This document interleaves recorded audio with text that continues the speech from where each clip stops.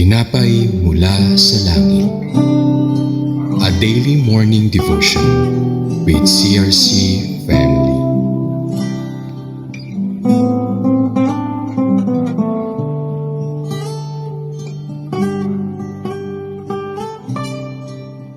Sa mapagpalang umaga sa bawat isa, nakabahagi natin ngayon sa pag-aaral at pakikinig ng salita ng Diyos. Mga salitang nagbibigay ng inspirasyon at kalakasang espiritual sa atin. Ang ating pagbubulay-bulayan ngayong madaling araw ay matatagpuan sa Exodus chapter 3, verses 16 to 22. Ating basahin. Verse 16, Go and gather the elders of Israel together and say to them, The Lord God of your fathers, the God of Abraham, of Isaac, and of Jacob, appeared to me, saying, I have always visited you and seen what is done to you in Egypt. 17. And I have said, I will bring you up out of the affliction of Egypt to the land of the Canaanites and the Hittites and the Hivites and the Jebusites, to a land flowing with milk and honey. 18. Then they will heed your voice, and you shall come, you and the elders of Israel, to the king of Egypt, and you shall say to him, The Lord God of the Hebrews has met with us. And now, please let us go 3 days' journey into the wilderness, that we may sacrifice the Lord our God. 19. But I am sure that the king of Egypt will not let you go, no, not even by a mighty hand. 20. So I will stretch out my hand and strike Egypt with all my wonders, which I will do in its midst, and after that he will let you go. 21. And I will give this people favor in the sight of the Egyptians, and it shall be when you go that you shall not go empty-handed. 22. But every woman shall ask of her neighbor, namely of her who dwells near her house, articles of silver, articles of gold, and clothing,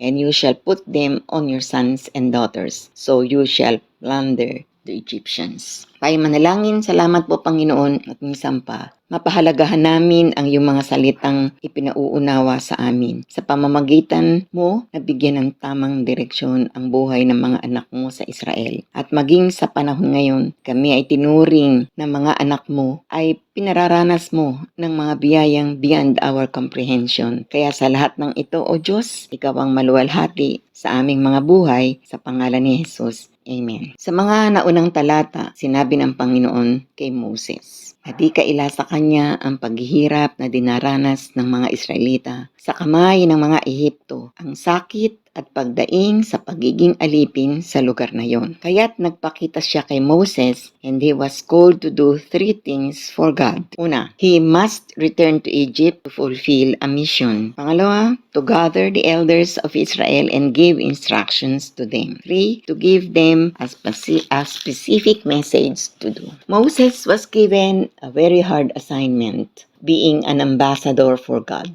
He was to confront a mighty man, the Pharaoh, for him to release his people from slavery for a long time. But before he could do that, he needed the support and the cooperation of the elders of Israel to reassure the Israelites that their God had not forgotten nor forsaken them as his chosen people, that they belong to the Lord God and are identified as his own, not of the Pharaohs. And because they are God's people, He would free them from the sufferings from the hands of the Egyptians. In short, Moses had to help the Israelites realize their identity as the Lord's people. To make this possible, Moses and the elders talked to the Israelites. And Moses introduced himself as being sent by God of their fathers, the God of Abraham, of Isaac, and of Jacob, that their identity is of the same God who commanded him to lead his people out of Egypt. Although it would not be very easy for Moses to face a mighty Pharaoh, but the Lord, the most powerful God, promised that He would strike Egypt, and surely His people would not go empty-handed when they leave Egypt, and the promises were fulfilled. The Egyptians were plundered when the Israelites left, and they were blessed abundantly by their God. Pagtatapos, the Lord is an awesome God, and it is beyond our capacity to comprehend.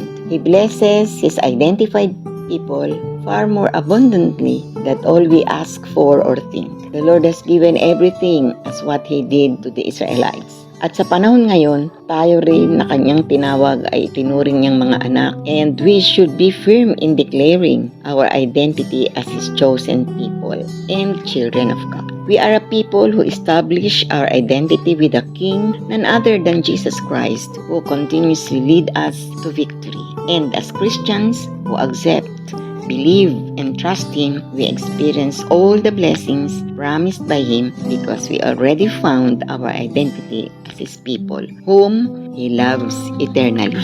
Tayo manalangin. Salamat muli, Panginoon, sa kalamang ipinagkaloob mo sa amin at naway ang naging buhay ng mga Israelites sa pangunguna ni Moses at tulad natin, natagpuan din natin ang tunay na Diyos, ang Diyos na buhay na ating pinupuri at sinasamba dahil sa ipinagkakaloob niyang karunungan, kalakasan, kasaganaan, kagalingan at katatagan upang ang lahat ng mga iba't ibang sitwasyon na ating hinaharap ay patuloy nating mapagtagumpayan na may kaluwalhatian.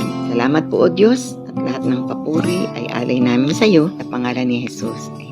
Ako po si Pastora Remy Mojica ng Summerfield Daughter Church, 13 Martires City, Cavite at muling nagaanyaya sa mga tagapakinig na samahan po kami sa programang ito ng Tinapay Mula sa Langit, 5:30 ng umaga, a daily devotion mula Lunes hanggang Linggo.